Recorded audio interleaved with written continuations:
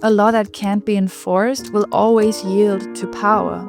And that's the difference between your local laws and international law. The state has the power to enforce laws in its sovereign territory, but there's no overarching authority that can do the same on an international scale. That means in the upper realm of power, there's nobody to enforce the law on those who break it. And in the lower realm of power, international law offers little to no real protection. Now, leaders, at least the good ones, will always act in the best interest of their nation. And on the world stage, first and foremost, that means self-preservation. Where the law does not protect you, what does?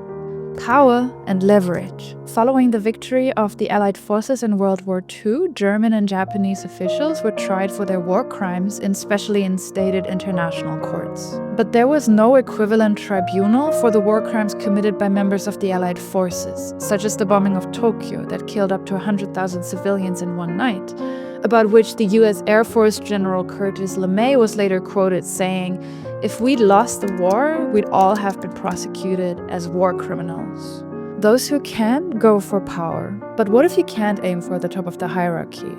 This applies to most nations, especially smaller ones. So if you can't become the most powerful nation, what you need is leverage. Why was Switzerland not attacked during the two world wars, despite sitting square in the middle of the battlefield? Besides its armed neutrality, it's because Switzerland was and is the guardian of the money and, importantly, the secrets of the powerful. All participants in the wars had a stake in keeping Switzerland intact to protect their personal interests, and that's how this small nation got away largely unscathed. In short, the way nations interact with each other isn't anchored in law so much as it is anchored in strategy. But that doesn't mean that a powerful leader can go and do whatever he wants and doesn't need to worry about consequences. The absence of effective law enforcement does not equal the absence of morality. Because even if he can go and break some international law, he still has to consider the implications. For example, if he can't sufficiently justify his actions, he might impact his global alliances and trustworthiness. He might also lose popular support at home. He might harm his diplomatic and economic status. Or he might endanger his soldiers or civilians.